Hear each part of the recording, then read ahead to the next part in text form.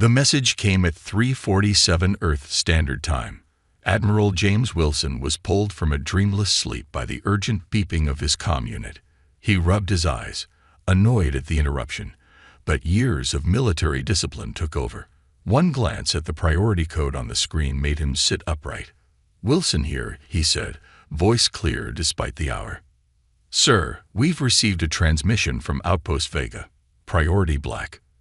Wilson's stomach tightened. Priority Black meant only one thing: extinction level event. "Send it to my terminal. Now." The screen flickered to life. At first, there was only static. Then a face appeared. A man, perhaps in his 40s, with blood running down one side of his face. His eyes were wide with terror. "This is Director Thomas Grant of Outpost Vega." They came without warning. Our defenses. The transmission crackled. Overwhelmed in minutes. "This is not like the border skirmishes. They're not here to claim territory. They're slaughtering us." The camera shook violently. Screams echoed in the background. Grant looked over his shoulder, then back at the camera. "I'm sending our sensor data. God help us all." The screen split, showing thermal and motion scans. What Wilson saw chilled him to the bone. The aliens moved with impossible speed. Standard military units fell before them like wheat before a scythe. The footage cut to a security feed.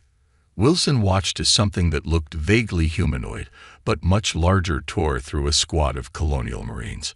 It moved too fast for the camera to capture clearly, just a blur of motion and sprays of red. Grant's face returned to the screen. "Earth must know. They're not stopping here. Send." His eyes widened.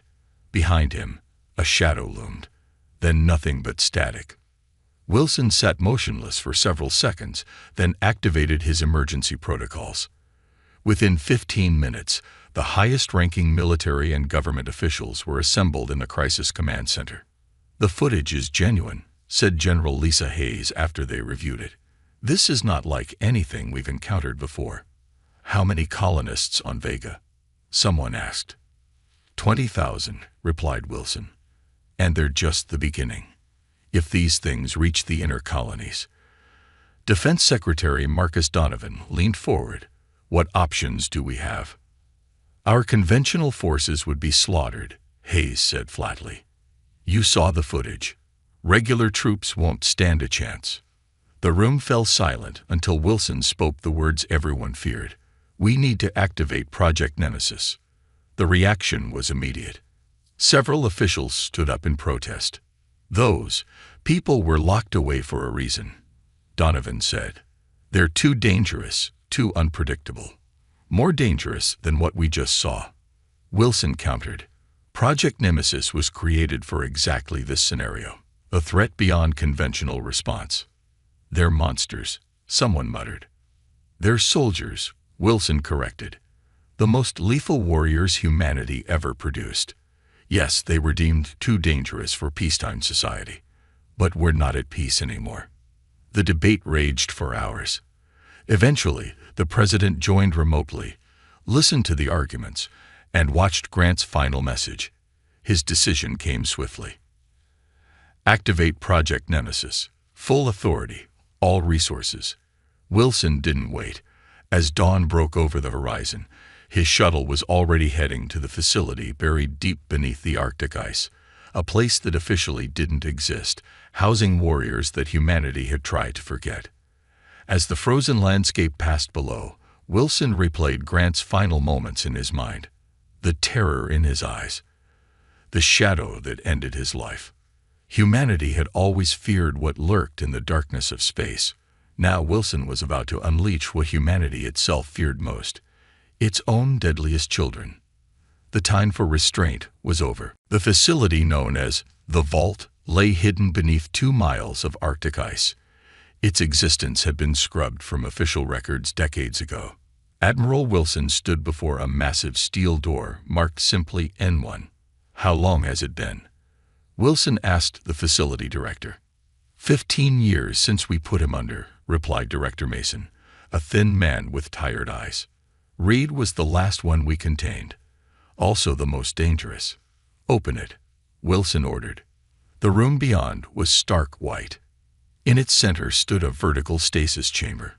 Inside floated a man, eyes closed as if in peaceful sleep. But there was nothing peaceful about Commander Alex Reed's appearance. His body was a map of scars and military-grade biomodifications. Muscle density far beyond human norm. Bones reinforced with carbon fiber weave. "Begin revival sequence," Mason said to his technicians. Fluid drained from the chamber. Reed's eyes snapped open instantly, pale blue and unnervingly alert. No confusion, no disorientation. He was combat-ready the moment consciousness returned. The chamber hissed open. Reed stepped out, body glistening with stasis fluid. He studied Wilson with cold precision. "Admiral," Reed said, voice rough from years of disuse. "This must be serious if you're waking me." Wilson nodded. Humanity faces extinction. A technician offered Reed clothing, but stepped back nervously when the warrior turned his gaze on him. Everyone in the room knew Reed's history, what he had done during the colony wars. The cities that had burned. Reed dressed methodically. "I assume you're waking the others too." "All of them," Wilson confirmed. "The full Nemesis team." Reed's face remained impassive, but something flickered in his eyes. Perhaps satisfaction. "Show me what we're facing," he said. While Reed reviewed the Vega footage, Wilson and Mason walked to the adjacent chambers. Each held a warrior with unique modifications and capabilities. Each had been deemed too destructive, too unpredictable for normal society. "N2, Marcus Blackwood," Mason said as they passed the next chamber. Inside floated a massive man with skin that seemed to shine like metal in certain lights. Experimental adaptive armor integrated directly into his epidermis. "Can withstand vacuum, extreme temperature, even direct energy weapons." "And the price?" Wilson asked. "His skin feels everything with heightened sensitivity, constant pain that drives most insane. He manages it with focused violence." They moved to the next chamber. N3, Diana Frost. Neurological modifications allow her to process information at superhuman speeds. Reaction time measured in milliseconds. The drawback: she can't turn it off. Experiences every moment of life at that speed. A minute feels like an hour. A day feels like a week. They continued down the line. N4, Ryan Cole. With enhanced muscular systems that gave him impossible strength, but required constant protein intake to prevent self-cannibalization. N5, Avarice, a living weapon system with embedded armaments but chronic phantom pain from the integration. Each warrior represented the pinnacle of military enhancement technology. Each paid a terrible price for their power. When they returned to the main chamber, Reed had finished reviewing the data. He stood motionless, staring at the frozen image of the alien attacker. "Well?" Wilson asked. "They're fast, strong, organized," Reed assessed. "But they can be killed." "How can you be sure?" Reed's lips twitched in what might have been a smile. "Because I've killed things that were supposed to be unkillable before." As the other Nemesis warriors awakened, they gathered in the briefing room. They didn't greet each other warmly. There was no camaraderie, no friendly banter, just cold recognition between weapons that had once been human. "These aliens made one mistake," Reed told his team as they prepared for deployment. "They showed us what they can do." "And what's our mission?" asked Frost, her eyes constantly darting around, experiencing time differently than everyone else. Reed's answer was simple: hunt, kill, exterminate. For the first time in 15 years, humanity's deadliest weapons were being aimed at a target. And despite all they had sacrificed, all they had lost, they found purpose in it. The military vessel Retribution cut through the darkness of space, its engines burning with quiet efficiency. Built for war rather than comfort, it was the fastest ship in the fleet. Even so, reaching Outpost Vega would take 8 days. Commander Reed stood at the observation window, staring into the void. Behind him, regular crew members worked at their stations, casting nervous glances his way. They had been briefed about the Nemesis team, warned to keep their distance. Captain Laura Hill approached Reed, her footsteps deliberately loud to announce her presence. She had commanded the Retribution for 6 years, through 3 combat deployments. Nothing in her experience had prepared her for transporting living weapons. "Commander," she said, "we'll be passing the Arcturus station in 4 hours." They've gone silent. Reed didn't turn. "You want to stop and check. It's a colony of 5,000 people. It's a detour we can't afford." Reed finally faced her. "By the time we reach Vega, there might be nothing left to save." Hill's jaw tightened. "These are human lives we're talking about, which is why we can't waste time. Every hour matters." Reed's voice was calm, emotionless. "But send your fighters to reconnoiter. No landing. Visual confirmation only." It was a compromise. Hill nodded and left to give the orders.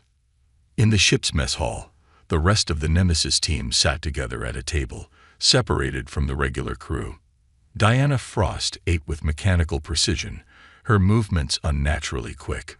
Marcus Blackwood consumed a plate piled with protein, his metallic skin catching the light.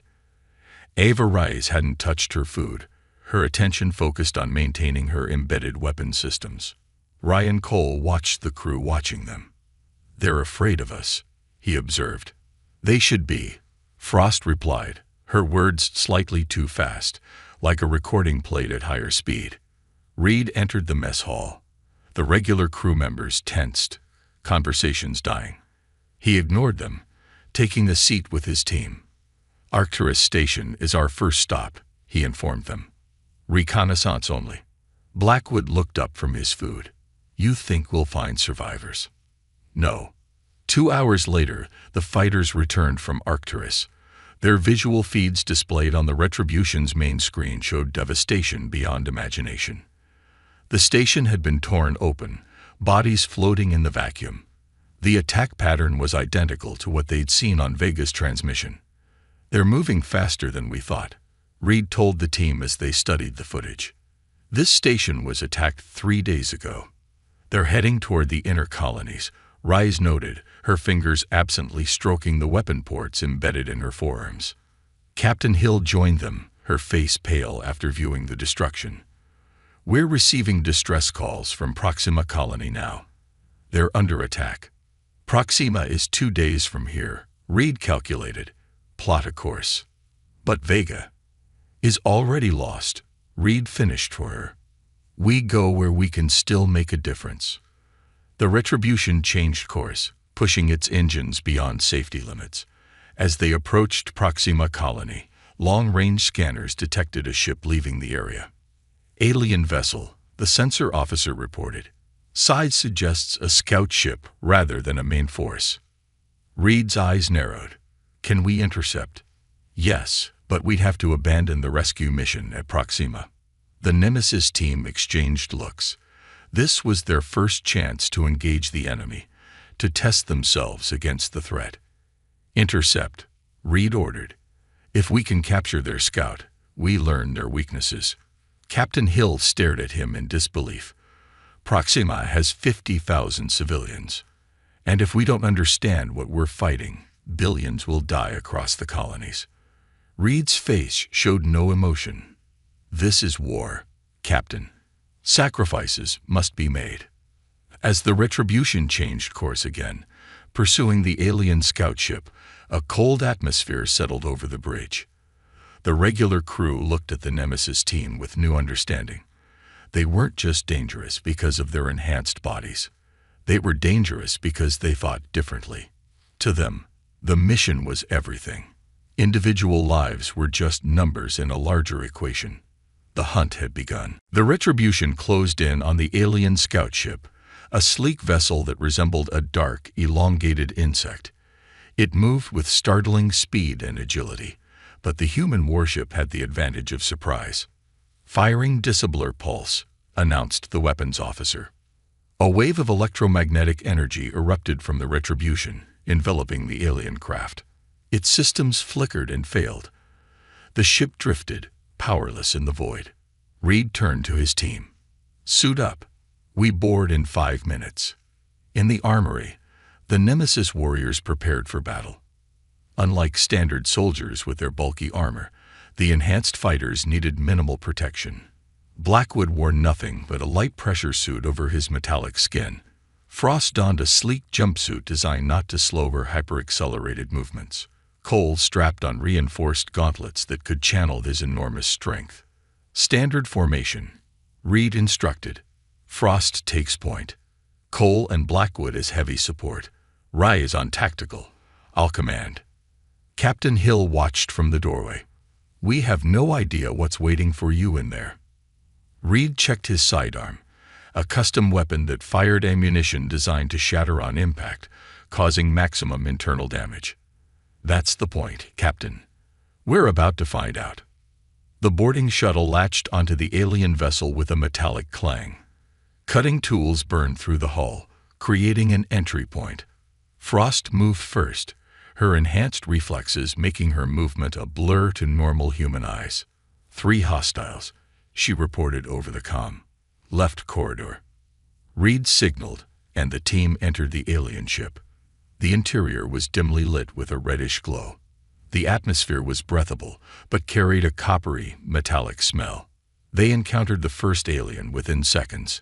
It was taller than a human, with a segmented exoskeleton, and 4 upper limbs. It moved with frightening speed toward them. Frost was faster. She darted forward, her combat knife finding gaps in the creature's natural armor. The alien screeched, a high-pitched sound that hurt human ears. 2 more appeared, wielding weapons that fired crystalline projectiles. One shard grazed Blackwood's shoulder, but his metallic skin deflected it. He charged forward, the alien's next shot bouncing harmlessly off his chest. When he reached the creature, his enhanced strength crushed its thorax with a single blow. Cole engaged the third alien, which proved stronger than expected. It lifted him off the ground with 2 of its arms. Cole grinned, a feral expression. His muscles bulged as his enhancements kicked into overdrive. Bones cracked as he broke free of the alien's grip and delivered a punch that practically decapitated the creature.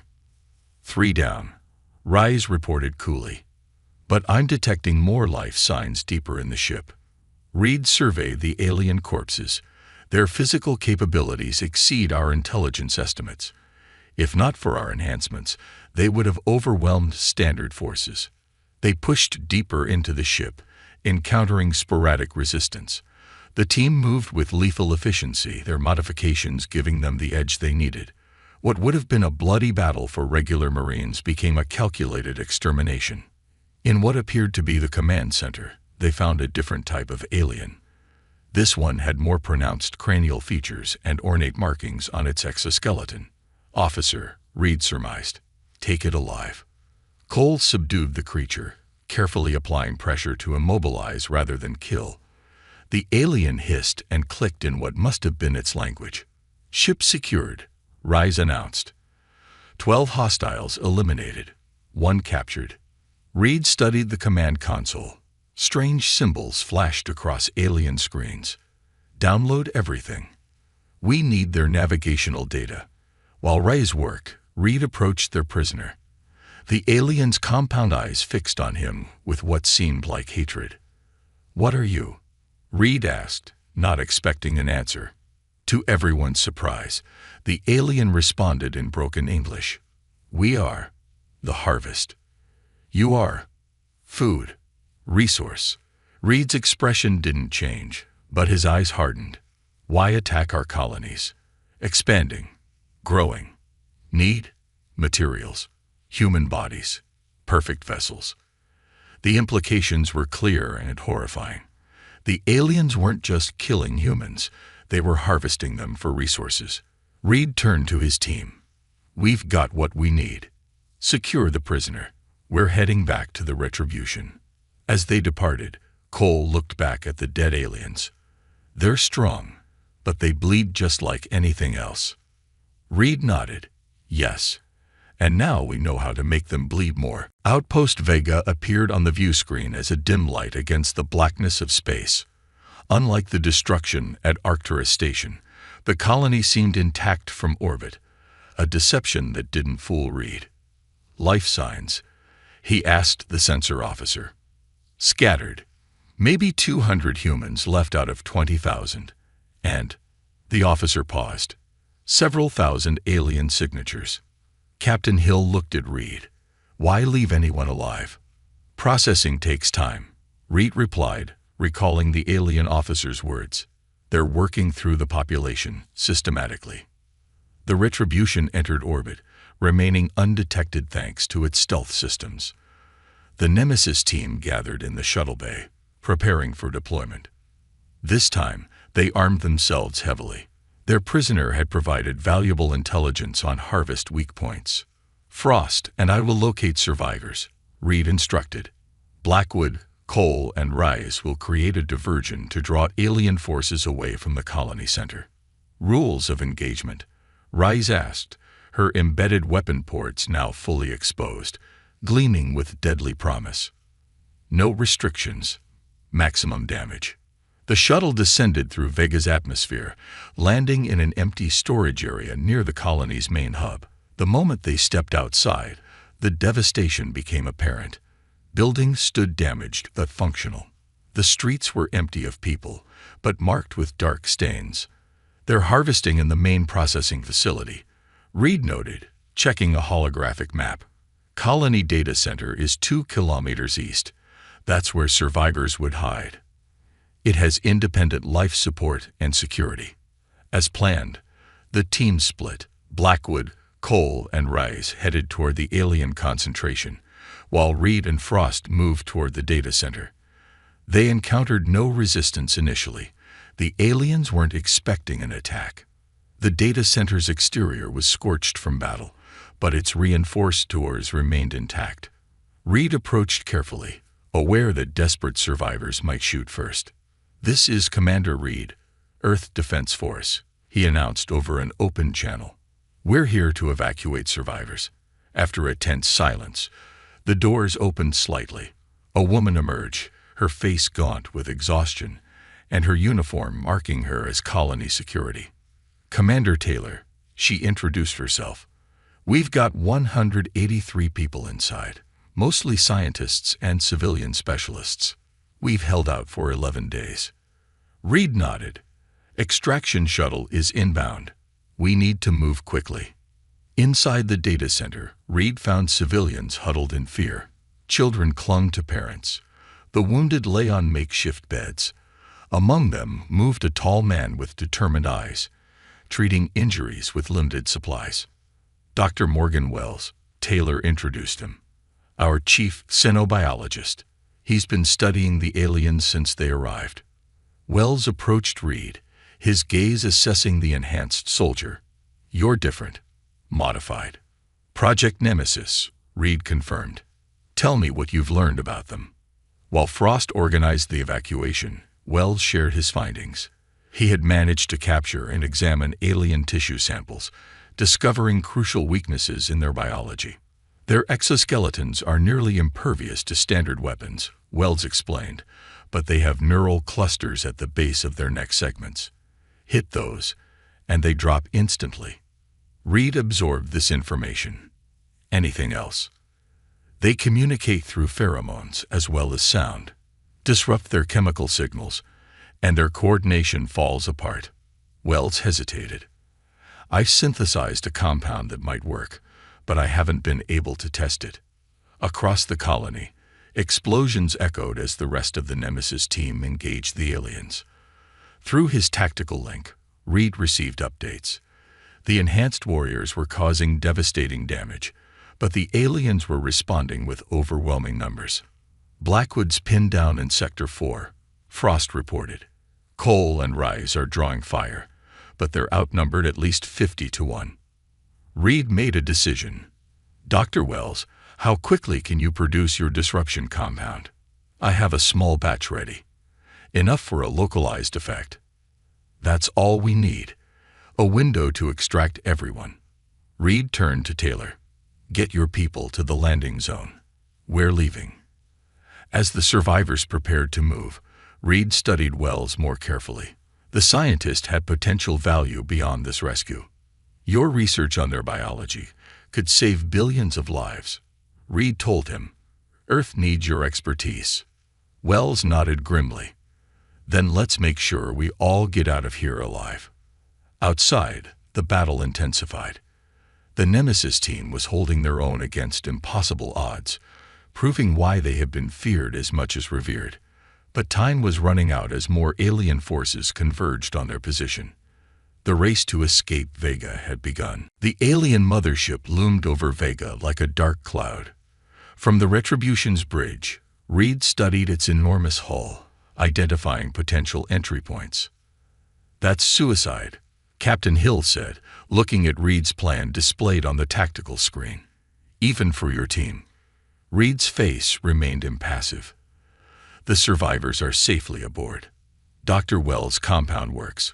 We tested it during extraction. Now we take the fight to them. The Nemesis team gathered in the armory.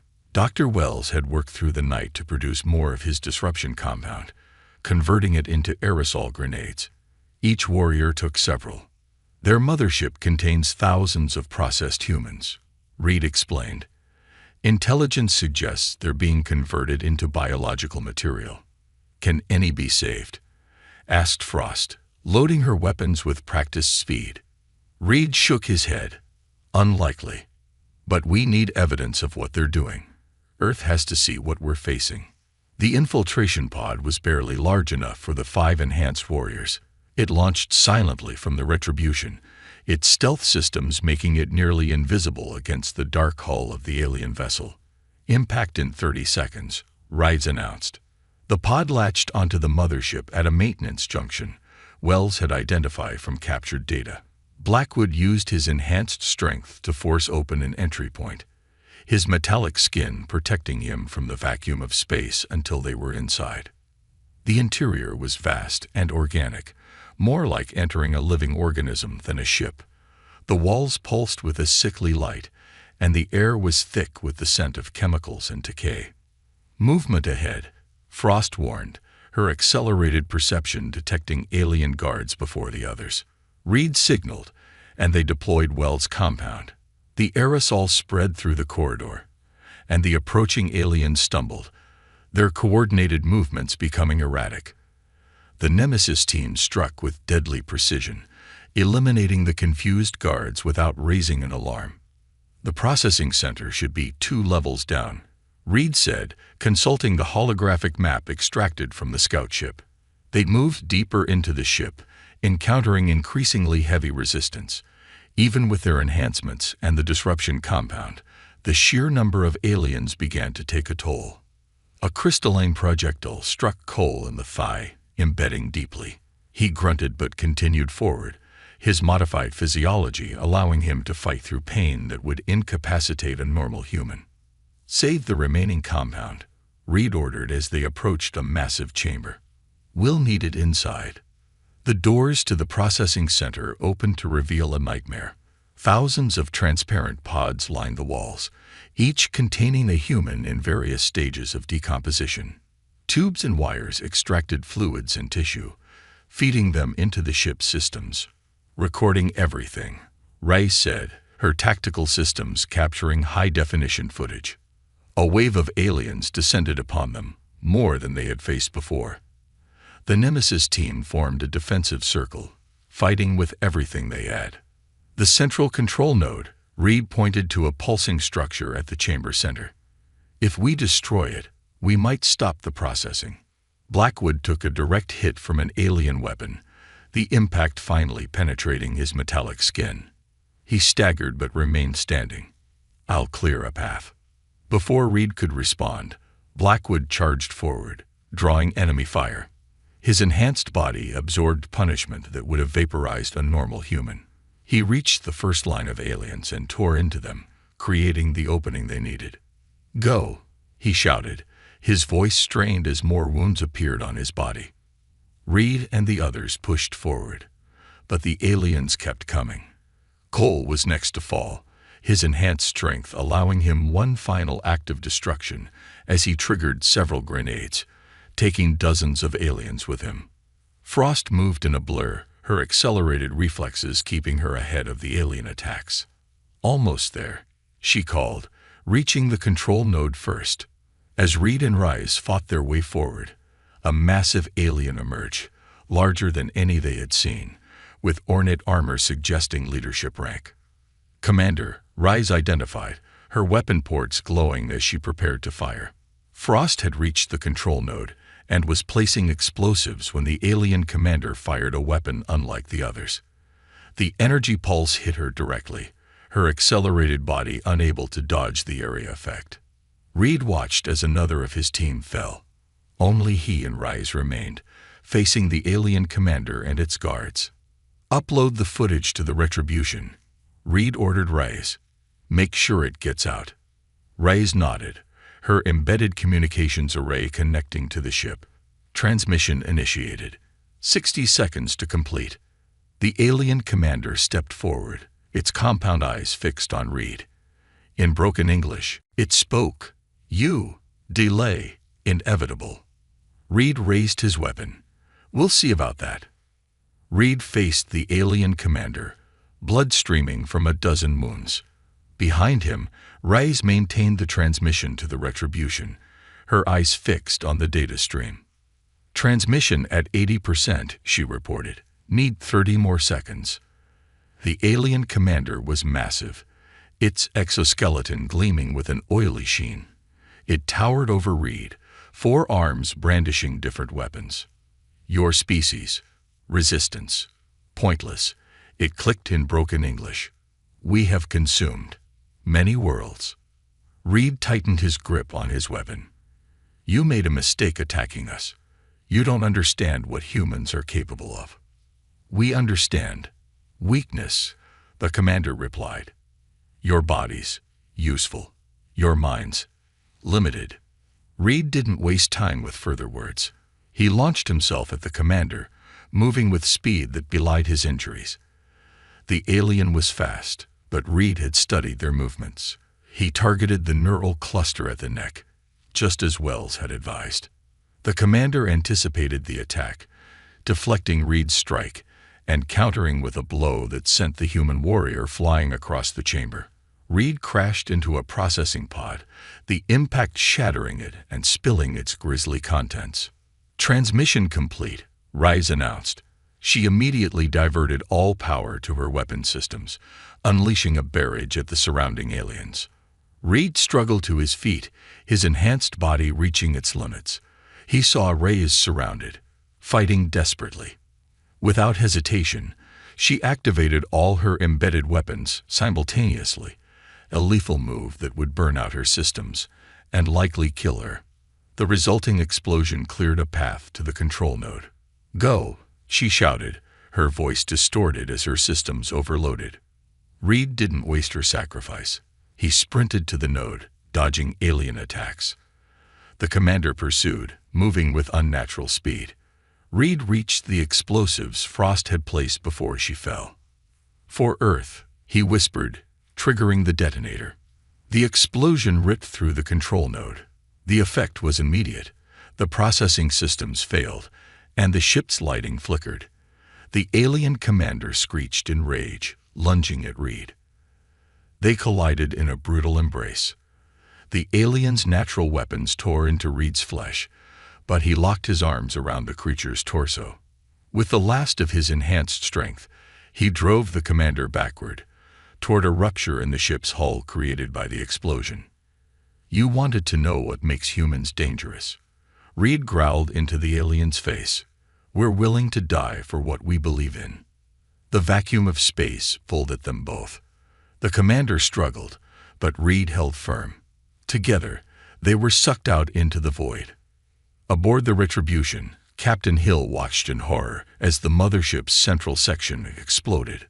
The transmission from Reed's team had come through completely high-definition footage of the processing center and the thousands of humans being harvested. "Broadcast this on all channels," she ordered. "Every colony, every Earth station, every ship. Everyone needs to see what we're facing." As the Retribution pulled away from Vega, the transmission spread across human space. On Earth, Admiral Wilson stood before the United Nations Security Council, the grisly footage playing behind him. "This is no longer about border disputes or resource competition," he declared. "This is survival. The enemy sees us as nothing but material to be harvested." The council chamber was silent when the footage ended. Then, one by one, the representatives stood. Former enemies pledged military support. Neutral nations offered resources. For the first time in human history, Earth stood truly united. In the weeks that followed, Project Nemesis was expanded. New warriors were enhanced, equipped with weapons designed based on Dr. Wells' research. The fleet that launched from Earth was the largest in history, carrying soldiers ready to face the threat. In deep space, a recovery vessel found a figure floating amid debris. A human body, impossibly still alive despite exposure to vacuum. Commander Alex Reed opened his eyes in the medical bay, his enhanced physiology having kept him alive where a normal human would have perished instantly. "Did it get through?" were his first words. "The transmission." The medical officer nodded. Everyone saw it. Earth is mobilizing like never before. Reed closed his eyes, remembering his fallen team. They had been created as weapons, treated as monsters, but in the end, they had given humanity a chance. "The harvest thinks they know what humans are," Reed said quietly. "They've only seen our colonies. They haven't seen Earth fight back. Not yet." As the recovery ship set course for home, Reed knew the real war was just beginning. Humanity had sent its deadliest warriors, and more would follow.